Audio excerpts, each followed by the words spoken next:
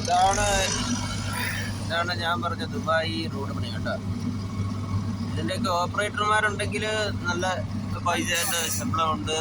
പിന്നെ ഇത് ഒരു ഓപ്പറേറ്ററാണ് കേട്ടോ, പുള്ളിക്കാപ്പറ ഒരു ഓപ്പറേറ്ററാണ്. ഇതിൻ്റെയൊക്കെ ഓപ്പറേറ്റർമാർ, ഡ്രൈവർമാർ ഇങ്ങനെയുള്ളവർക്കൊക്കെ നല്ല ചാൻസാണ്.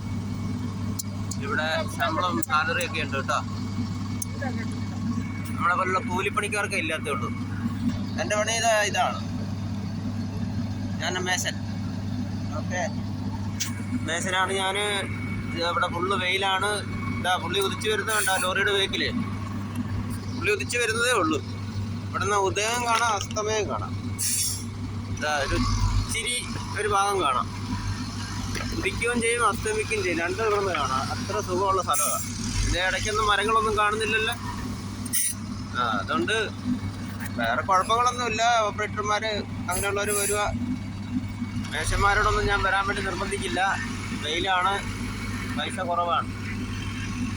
പിന്നെ വന്നു കഴിഞ്ഞാൽ വെയിലും കാര്യങ്ങളൊന്നും വിഷയമില്ലെങ്കിൽ ഓവർ ടൈമൊക്കെ എടുത്ത് ഒപ്പിക്കാം. രാവിലെ 4 മണിക്ക് എണീക്കണം. 6 മണിയാകുമ്പോഴേക്കും സൈറ്റിലെത്തണം. 6 മണി വരെ പണി. അത് കഴിഞ്ഞിട്ട് 7-8 മണിയാകുമ്പോഴേ റൂമിലെത്തുള്ളൂ. ഭക്ഷണം ഉണ്ടാക്കണം, പിന്നെ കിടന്നുറങ്ങും. എല്ലാത്തിനും സമയം കുറവായിരിക്കും. അതിപ്പോൾ ഓപ്പറേറ്റർമാരാണെങ്കിലും ശരി, മേശനാണെങ്കിലും ശരി. ഭക്ഷണം, റൂം ഫ്രീ ആണ്. ഗ്യാസൊക്കെ അവർ തന്നെ വരും.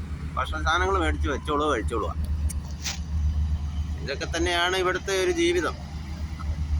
എല്ലാവരും നാട്ടിൽ വിചാരിക്കുമോ മാധവൻ പൈസ ഉണ്ടാക്കുമെന്ന് വിചാരിക്കും. മാധവൻ ഇതാ പൈസ ഉണ്ടാക്കുന്നത്.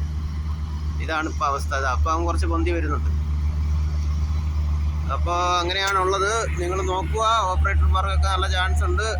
അങ്ങനെയുള്ളവരെ ഞാൻ പ്രത്യേകിച്ച് എടുത്ത് പറയുന്നതെന്ന് വെച്ചിട്ടുണ്ടെങ്കിൽ, എന്നെപ്പോലെ വെയിൽ കൊള്ളാൻ വേണ്ടി മേശന്മാരെ ഒന്നും എനിക്ക് വിളിക്കാനൊരു താല്പര്യക്കുറവുണ്ട്. അതുകൊണ്ടാണ് കേട്ടോ. വരാൻ താല്പര്യമുള്ളൊരു കമൻ്റൊക്കെ ഇടണം. എന്നെ ഒന്ന് സപ്പോർട്ട് ചെയ്യണേ.